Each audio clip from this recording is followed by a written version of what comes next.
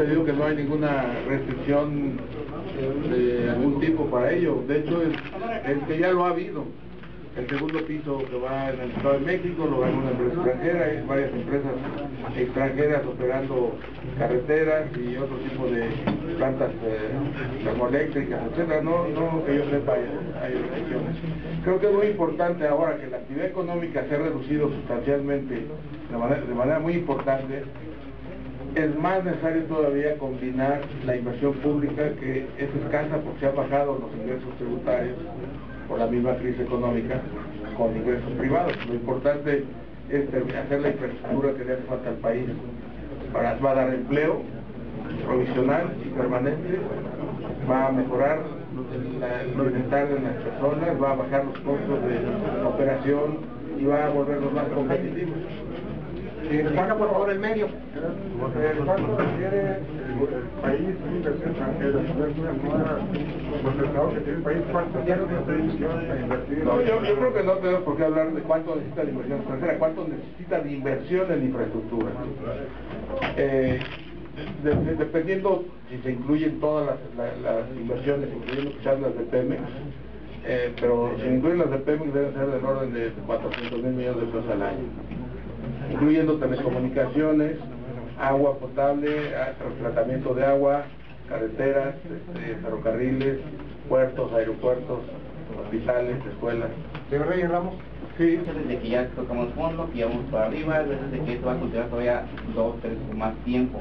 Usted como empresario, ¿cuál es su óptica realmente lo que ocurre ahorita y lo que viene? ¿Y en cuánto tiempo puede? Mire, yo creo que la crisis mundial tiene un origen, tiene entre otras cosas un origen por los excesos financieros y económicos. Excesos. Y hubo problemas financieros importantes. En México no ha habido crisis financiera, lo que hay es una crisis económica. Y el Producto Interno Bruto, que se ha caído mucho en este semestre, es de un nivel tal que yo pienso que ya no, el crecimiento o decrecimiento futuro ya no va a ser, por supuesto, de esa magnitud. Entonces, desde ese punto de vista, hemos pasado la caída más fuerte en el segundo trimestre de este año. Esa es mi opinión. En el futuro no va a haber esa reducción, pero al mismo tiempo, como se redujo muy sustancialmente la actividad económica, más del 9%, cosa que no pasaba desde 1932, se reducen los impuestos, los ingresos tributarios, los impuestos que cobra el gobierno. Entonces, esto hace que sea más importante todavía acudir a la combinación de fondos públicos y privados. Y cuando hablo de fondos privados, incluyo las IFORES.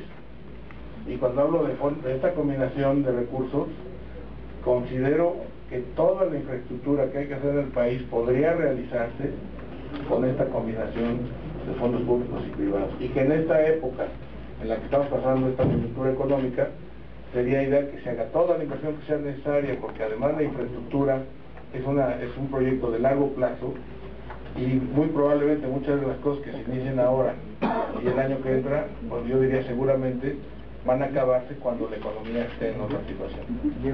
Señor Mira González de Televisa, hablando de la inversión pública y privada, ¿debería de haber límites o hasta dónde podría llegar a no ser sano para la administración pública, para los costos en las tarifas, para lo que nos cueste, lo que se haga con la inversión? Bueno, yo creo que hay un gran rezago de infraestructura, y mi opinión es de que hay que hacer la infraestructura que sea necesaria, más que pensar en fijarse en límites financieros o económicos. Lo que sí hay que buscar que sean las mejores condiciones y que sea mucho más conveniente que se invierta, por mucho que se deje de invertir. Por ejemplo, una carretera que va a reducir los costos de operación, que va a hacer más rápida el transporte, vuelve más competitivo al país. El tratamiento del agua y el saneamiento para evitar extracciones excesivas de los acuíferos es fundamental. El tratamiento de aguas, como el que se ha planteado aquí en el estado y concretamente en Ciudad Juárez, es fundamental también. Entonces yo diría que lo importante es financiar la infraestructura con esos recursos, porque al final todas estas concesiones tienen un límite y al cabo de un tiempo pasan a ser propiedad del Estado. ¿No encarecería los servicios? No, al revés. Al revés. No hay servicio más caro que el que no hay. Por ejemplo, si en lugar de un tubo que trae el agua y que se hace de manera eficiente y competitiva en un concurso en el que varios hacen ofrecimientos, es mucho más barato, se decía en la reunión, que el estar trayendo como pequeñas bombas, y no se diga ya de los tamos, que eso es lo más caro que puede haber. Omar González, de Noticias 920.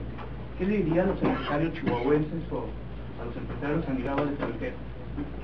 No, yo creo que el país, México, es muy fuerte, es más grande que sus problemas, ya lo he dicho, y que lo que tenemos que hacer los empresarios ahora más que nunca es invertir. Y el empresario que invierta hoy y el año que entra, que esté invirtiendo en esta crisis, va a salir cuando acabe esta crisis pronto más fortalecido que nunca. Y al mismo tiempo toda la infraestructura creo que hay que hacerla ya, no esperar a que esté la economía en otra situación, porque para cuando estén listas esas obras de infraestructura la economía va a estar en otra situación. ¿Es una oportunidad para México esta crisis mundial? Bueno, yo creo que es una oportunidad en varios países para hacer los cambios que requieren, los ajustes que se necesitan y para salir adelante. Compañera, aceptamos otras dos preguntas. Desde su visión como empresario, las políticas públicas o las políticas fiscales que actualmente está poniendo en práctica el señor presidente Felipe Calderón, ¿afecta o inhibe la inversión? Y desde su visión como empresario, ¿qué le recomendaría usted al gobierno de Chihuahua para seguir creciendo en infraestructura? Yo creo que el gobierno que siga haciendo lo que ha hecho, que ya estamos viendo cómo estos compromisos se anunciaban, cómo se habían cumplido. Yo creo que el gobierno de Chihuahua lo que tiene que seguir haciendo es lo mismo que ha estado haciendo, que es invertir y promover la inversión de otros. La inversión es muy importante para que genere actividad económica y sobre todo empleo. Y de las políticas públicas, yo creo que el anuncio y el acuerdo que hizo el presidente en enero es anticíclico, es formidable, es muy importante. Y bueno, la cuestión fiscal es la misma que ha habido de algunos años para acá. Yo creo que es adecuada, y lo importante es observar que la caída de ingresos fiscales es producto de la caída de la actividad económica. Entonces es una coyuntura. Entonces, si podemos, por ejemplo, todo lo que es inversión en infraestructura, hacerlo con fondos privados, incluyendo las IFORES, que es muy importante porque entonces los trabajadores que son los titulares de esas cuentas, en lugar de recibir tasas del 4,5%, que es lo que da el CETE por decir una cifra, van a recibir muchos mejores rendimientos reales a través de inversión en infraestructura. Dos últimas preguntas, compañero. ¿Hasta dónde están dispuestos los empresarios a sacrificarse por México para sacarlo de esta crisis? Bueno, la gran mayoría de los mexicanos empresarios seguimos viviendo en México, nuestras familias siguen estando en México y seguimos invirtiendo en México y vamos a seguir invirtiendo en México. Miguel Fierro. Ahorita hablaba que esta crisis es una gran oportunidad para hacer los cambios que se tienen que hacer. En unos días se renueva la Cámara. ¿Qué cambios debe hacer el Poder Legislativo? ¿Qué reformas? Bueno, sería un poco pretencioso que yo tratara su opinión. Bueno, pues una de las cosas que se ve evidente es fortalecer el capital humano, la salud, la educación, sobre todo la educación, tener más educación, mejor educación, pasar de la alfabetización histórica a la alfabetización digital, por ejemplo, la cultura digital, la educación digital. Estamos viviendo una civilización tecnológica y de conocimiento, pues tenemos que ser competitivos en eso. Antes se trabajaba con fuerza física y las máquinas, ahora el conocimiento y la preparación y la innovación es muy importante. Grandes esfuerzos en educación, por ejemplo. Yo creo que es primordial.